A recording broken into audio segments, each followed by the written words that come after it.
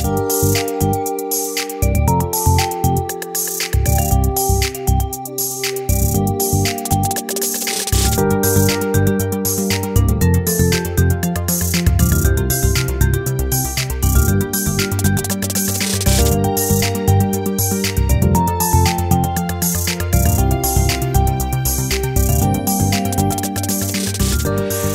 here at the Veterans Memorial in Anthem, Arizona, home of St. Rose Parish, where I'm pastor. I'm standing here at these 5 pillars erected in honor of the 5 branches of the military, honoring the sacrifices of those men and women who have served in our armed services, protecting the freedom of our country. I'm here because I want to talk about war. The church has a lot to say about war. The 2 poles or extremes people tend to fall on when it comes to war is a kind of maybe warmongering, where war is simply a good thing and we simply do it. We don't ask a lot of questions about it.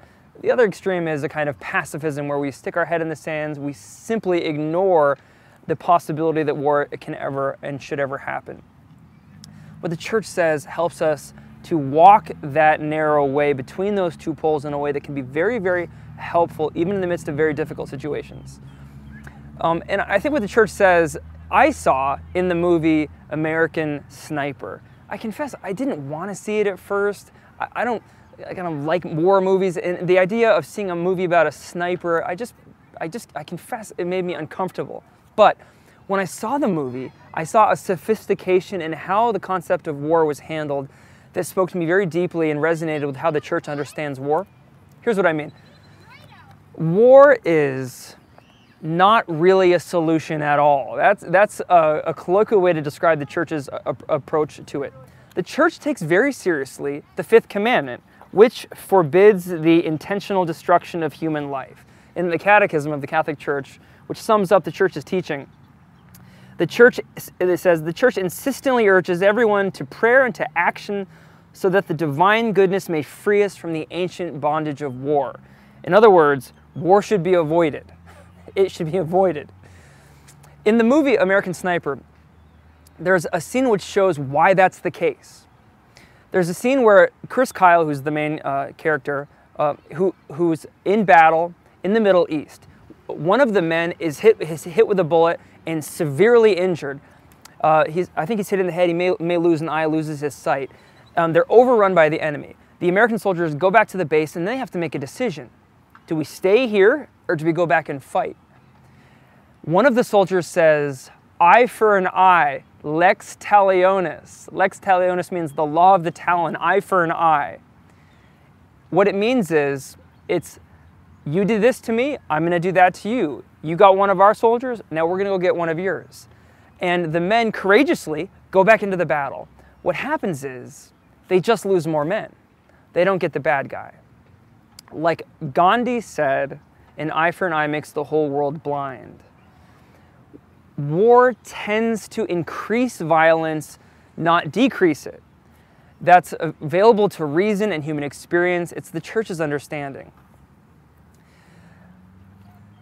The church does have a doctrine we call just war theory, which basically means this.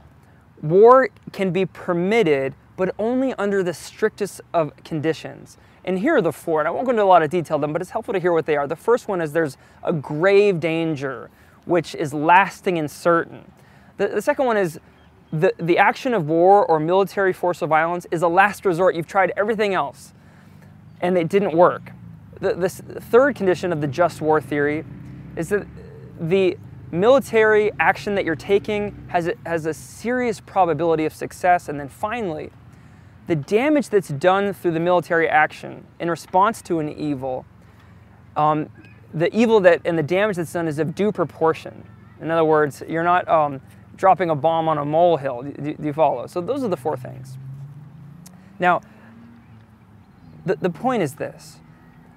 Lex talionis, law, eye for an eye, just war theory.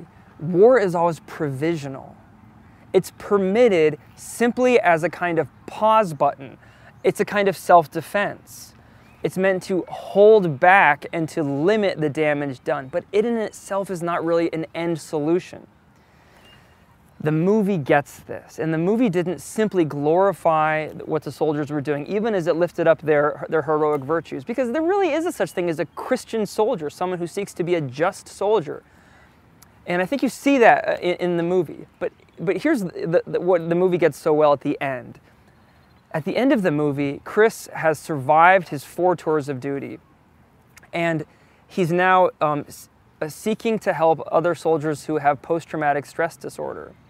And it's a true story. One of the men he was trying to help was so troubled that he shot and killed Chris. Tragic ending to the life of an American hero. But in the arc of the story, it brings the story to a kind of peaceful resolution, as opposed to just being a mere tragedy. And I thought, well, why is that?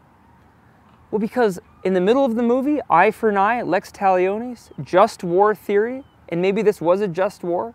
I'm not here to argue that one way or the other, but just war theory, just war, it's not an end in and of itself. Why not? What's the end of the human person? Not defending ourselves, but love. Being in loving relationships with everybody. That's what the human being is made for. That's what you see why war can never give that to us, because it's an act of self-defense and of keeping an enemy at bay. When Chris lays down his life for his fellow soldiers and helping them through their post-traumatic stress, and is even killed by one, that's what we're looking for. That's what every human heart is looking for, to lay down our lives in love for the other. Are there times when just war is possible? Yeah, sure there are, and there is a such thing as a Christian soldier. But as Christians, we're meant to walk this, and it really is reasonable people. We're meant to walk between these two tensions of warmongering and mere pacifism in this different way, seeking to avoid war at all costs. Yes, maybe permitting it in very narrow conditions, but then realizing it's never an end in and of itself. The end that we seek is love and building healthy relationships, and that war can never produce.